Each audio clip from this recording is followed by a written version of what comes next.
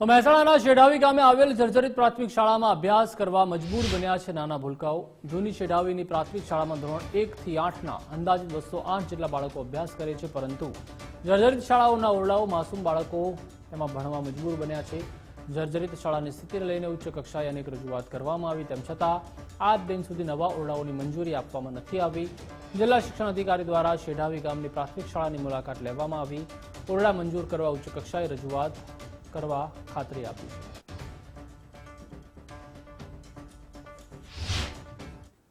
બાળકોને બેસવામાં તકલીફ પડે છે એવા સમાચાર મળતા મેં ગામની મુલાકાત લીધી છે।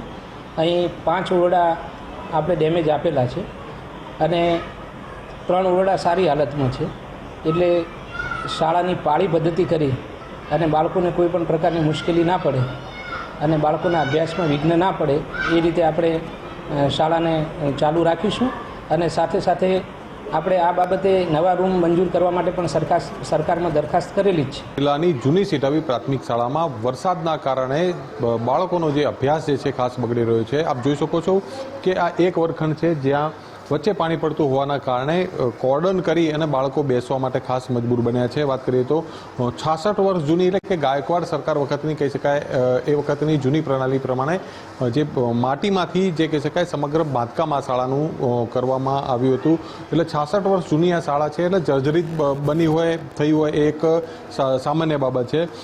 ખાસ જે બાળકો જે છે એમનો અભ્યાસ ખાસ ચોમાસા દરમિયાન બગડી રહ્યો પ્રકારની વાતો જે છે વાલીઓ સમક્ષથી સાંભળવા મળી રહી છે। બાળકો જે છે ખાસ કહી શકાય કે ચોમાસા દરમિયાન ભારે મુશ્કેલીઓનો સામનો ખાસ કરી રહ્યા છે।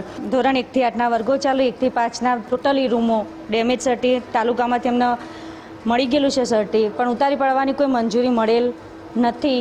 હાલ સાહેબ આવીને ગયા ડીપીઓ સાહેબને, એમને કીધું કે 2 પાળી કરી દો અને આ રૂમો બધા બંધ કરી દો। એવું કરવામાં આવે તો 1 થી કેટલા ધોરણ સુધીનો અહીંયા વર્ગ છે અને આ શક્ય ખરું? શક્ય તો નથી, પણ સાહેબશ્રીએ કીધું કે 2 પાળી કરી દો। 2016થી વારંવાર રજૂઆત કરી છે, તાલુકા જિલ્લામાં લેખિત અને રૂબરૂ પણ ગયેલા છે વાલીઓ સાથે, એસએમસીના સભ્યો, ગામના આગેવાનો, સરપંચશ્રી બધાએ। આપણી સાથે સ્થાનિક છે, એમની સાથે વાત કરીશું। વડીલ, શું કહેશો, શાળાની શું પરિસ્થિતિ છે, વર્ગખંડોની શું પરિસ્થિતિ છે, ચોમાસા દરમિયાન શું મુશ્કેલીનો સામનો ખાસ કરવો પડે છે? આપ જોઈ રહ્યા છો ચોમાસામાં એટલી જર્જરિત મકાન છે, ચોમાસામાં ચારે બાજુથી એટલું પાણી પડે છે, વરસાદ વધારે હોય તો સ્કૂલના રૂમમાં ઓરડામાં તો નહીં, બહાર પણ લાંબી સુધી ક્યાંય બાળકો બેસી શકે એવી હાલત નથી। તમે પાછળની સાઈડ જુઓ જર્જરિત, આ તો અમે હમણાં બધા ગામવાળા અને આજુબાજુના જોડેથી ફાળો લઈને અમે સ્વર્ણ જયંતિ ઉજવીને એના માટે રિનોવેશન કરીને આ તમને લાગે છે કલરને રોગાન કરેલું છે, બાકી અંદરથી બિલકુલ સ્ટ્રક્ચર બિલકુલ ખલાસ થઈ ગયેલું છે। શું કહેશો બેટા, ખાસ વરસાદ પડે તો શું સ્થિતિ થાય છે વર્ગખંડની? જ્યારે વધારે વરસાદ પડે છે ને ત્યારે અમારો આખો રૂમ પલળી જાય છે અને અમને ડર લાગે છે। એના કારણે અમારા પતરા પણ તૂટી ગયા છે, એટલે અમારા વર્ષ શિક્ષકે અમને ઘર મોકલી દે છે। તમારા કપડાં અને દફતર પલળે છે, ચોપડા પલળે છે? હા, અમારા દફતર અને ચોપડા પણ પલળે છે। શું કહેશ બેટા, ખાસ વરસાદ આવે ત્યારે કેવી તકલીફ પડી રહી છે ભણવામાં?